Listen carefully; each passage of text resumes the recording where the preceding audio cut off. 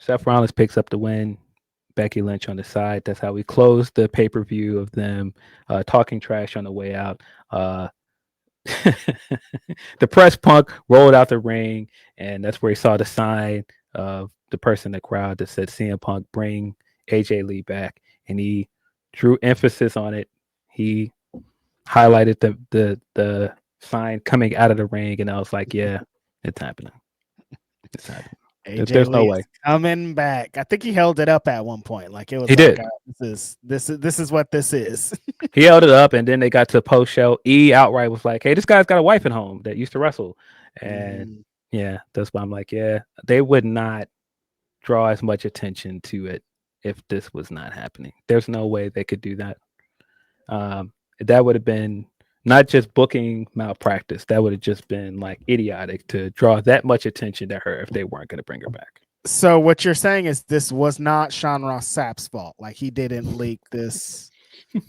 No, Like he they didn't laid it on leak pretty heavy. information.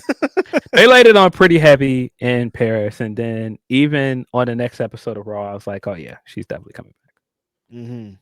Like everybody knew. Like this wasn't some big surprise when WWE Shop came on and they were like, yeah, we got the AJ Lee shirts coming out. Hopefully you had them on Saturday. Yeah, some bot or something replied to that guy. That didn't look great. Probably didn't want that to happen. I wouldn't think so. But we started getting the reports early in the week about AJ Lee. I think there was a Fightful Select report right after Clash in Paris. And yeah, it was just too much happening. I was like, yeah, it seems like this is leading to AJ. Then we got the segment on Raw.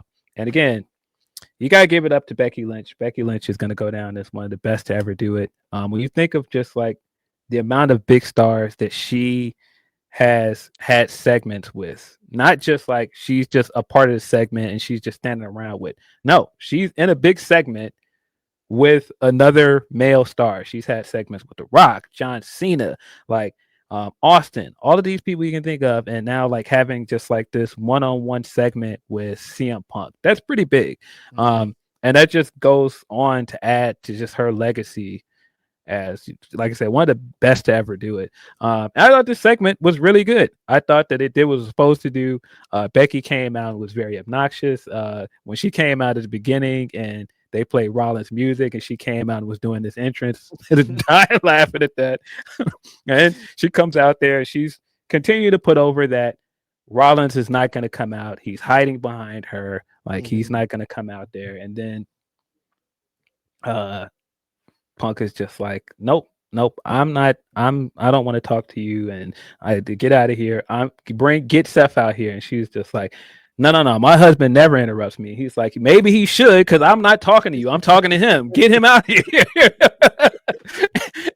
And so he eventually comes out and then stands up at the top of the ramp and then just goes back. And so even just that visual of him standing there getting annoyed, watching from the ring, and you can see Becky behind it with that big smug smirk on her face was very funny. And then he turns around, gets slapped, and then she continues to slap him, is nudging him and pushing him like, what are you gonna do? You're not gonna do anything. She starts like headbutting him and stuff. Fucking hilarious. When she started like pushing him with her forehead, I was like, dude, Becky is an idiot. This is right along where she should be moving forward with that championship. Her being extra obnoxious is so funny, man. The character. Helping. I saw people being mad, like, why didn't CM Punk sell her slaps? I was like, they should shut down the internet. People shouldn't have it. People are so funny, man. Oh, you're making her look weak. This is very clearly like supposed to be comedy. Everything she's doing is supposed to be funny. I mean, even the way she was smacking him and she's just the way she kept like talking to him afterwards, it's supposed to be funny, guys. They can't accept that. They just can't help themselves. Yeah. But I thought the segment was really good. And I thought it continued to do a good job of teasing AJ Lee. When the AJ Lee chant started, they drew attention to it. Becky very intentionally was just like, she doesn't even work here, guys. I thought that was good as well. I don't know that we need to hear any more people wrestle Punk and go, you made it harder for me because they were chanting your name during my matches. I don't think we need to hear that line again. I didn't like that angle. I'm like, no, that's not really. I understand what you're trying to do, but that's not his fault. You got to. That's the company's. You got to blame the company, not him. But I understand angles. They're still trying to push a couple things that like pre watch him in Saudi Arabia, I would have been fine with you, but like there's none of these arguments or anything anymore. Yeah, I didn't really need that, but I like the segment overall. I think it was a good way of getting us to SmackDown segment. We get the interaction between Punk and Pierce backstage, and Punk's like, "Where's SmackDown this week?" He's like, "Chicago." Tremendous. Walks away. That's how we set up. Punk will be in Chicago because, of course, it's Punk. They're not going to do a show in Chicago without Punk at this point. No. And, of course, very heavily teasing that AJ Lee will return. Heavy, very heavy. Very, very heavy-handed. But I thought the segment itself was good. I thought the reaction to the segment did exactly what they wanted. Punk comes out, and that leads to Becky coming out, and she's just like, "What are you doing out here? You suck. You're a disgrace to Chicago. Everything about this city sucks. Your team suck." And I was just like, "Whoa, man! Stop telling the truth. Like, stop. Cubs suck. The Bulls suck. Kobe White was in the crowd. Kobe caught some strays." I did notice, and this is just how good they are. She did not say the Chicago Bears suck because she knows that that's her husband's team. I thought that in itself was very funny, even though the Bears are not very good. Even though the Bears do suck. But she made a point of not saying that the Bears suck. I thought that was great. Punk continuing to circle around. He's just like, "I'm not going to put my hands on you," and playing off the line from Monday of him saying, "You're going to regret putting your hands on me." And I thought it was very smart of him also to point out all the other people that were teased instead of AJ Lee, because he was like, "Hey, maybe I'll call in a favor from Rhea Ripley. Maybe I'll have Bayley come out here." And by the time he gets outside the ring, he's just like, "I got somebody for you." And that's when we get AJ Lee's music. Great reaction to her in the crowd. Great reaction on the internet. She still looks incredible and still in incredible shape. Abs are like in better popping. Shape, I think. Bro, when she came out, I was like, bro, she still looks basically the same. She hasn't been on TV in 10 years. Still looks amazing. We still got the skip. We still got all of the bits to it.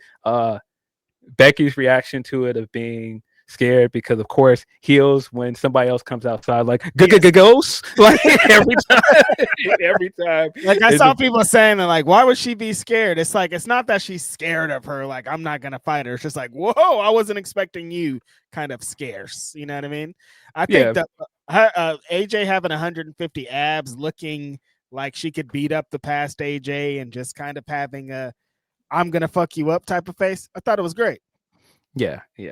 Very heel thing to do, standing out there like, "I didn't think somebody would actually come to help him. I thought he didn't have any friends." Exactly. Not that she's scared. I can't believe this. Just like, whoa, this is crazy. I didn't think he was gonna get someone to help. Gigantic pop. Chicago knew what was to come, and they loved it when it happened. Like you said, the internet went crazy. Everybody. Just the going into the show, people were super excited. A lot of people saying they're going to tune into SmackDown. Everybody that loves women's wrestling, they loved this. They thought this was awesome. She inspired a generation. Like I said, so many women's wrestlers on my timeline were like, "Love her. I'm here because of her," or this and this and that. Like, just so much positivity came out of just seeing her skip out there on SmackDown.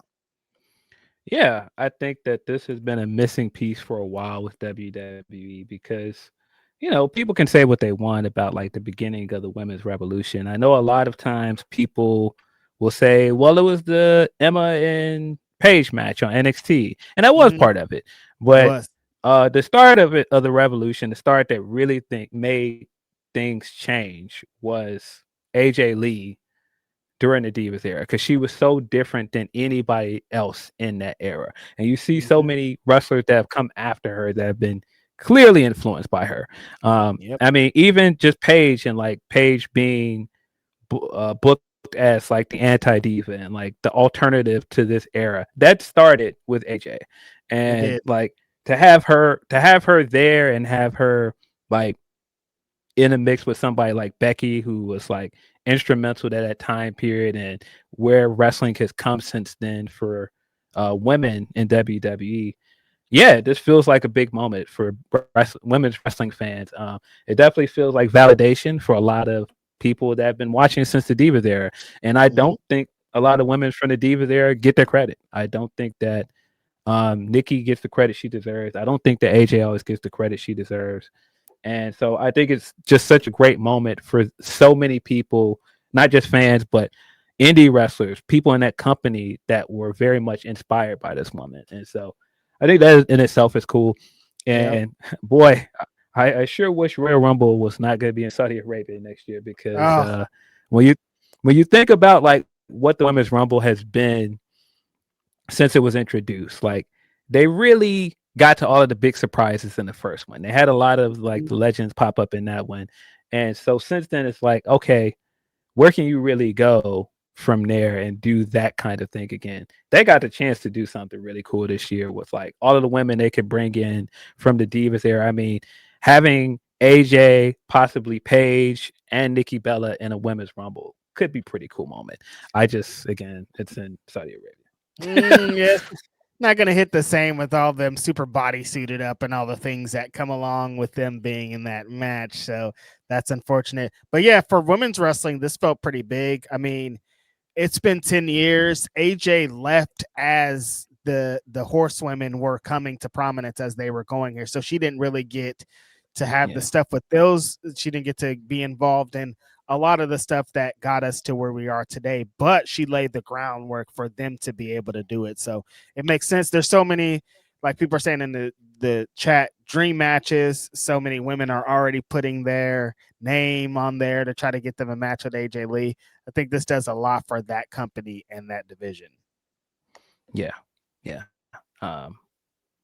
Punk being Punk during this entire thing, I died laughing because when she initially came out, he's got his proud husband look on his face when she's coming down to the ring, and then they do the embrace and they have the exclusive clip they put online of them walking out, and AJ has the Intercontinental belt, and then she runs back in the ring and she does her skip in the ring, and he's like jumping around the ring. I was like, I have never seen this man move like this ever. What is this?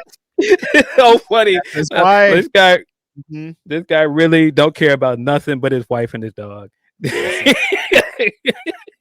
Can't even be mad at him these days. He got her back. They got big money now. Like life is great for them, I'm sure. Huge money. That picture, if the picture of him and Triple H was hell freezing over, the idea of him and AJ with Triple H, like what timeline is this? This is a woman that called Stephanie McMahon out on Twitter while she was still working there. These are two people that they sent this guy a fax letting him know he was fired on their wedding day, on their wedding standing day next to him. Yeah. What a timeline. Their wedding day when they got nuptials, like he was like, "You're fired," and they were like, now they're standing next to him. I'm sure they talked for the a couple of years crazy about this company, and now they're back. It's just how things work. Yeah, and I mean, I'm sure they can be like, well, the guy that sent that fax isn't here anymore. That was Vince. And, Vince historically said on the Austin podcast that was just a coincidence. He didn't do that on purpose. And that never really read well. And, Punk's response at the time was just like, yeah, if it wasn't a coincidence, why didn't you just like call and apologize? Why are you saying it publicly instead of to me? Yeah.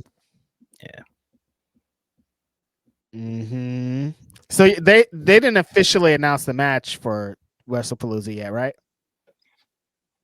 They have not, but I would assume at this point there's gonna be a mixed tag match. Yeah. It kind of seems like they're setting up more with Becky and AJ coming out of this. I don't know if we have her contract details yet, right? I mean, they've of course shown her signing a contract backstage, but I don't know that we have the details on like the length of the contract and how many appearances or what this is. I was gonna say, Credit Boy have to be like, here's her signing her contract. Here we are backstage. Here I am picking her up from her hotel room. Here I am, like, dog, we get it. You did this. He gonna let you know at every turn I did this, man. Every turn.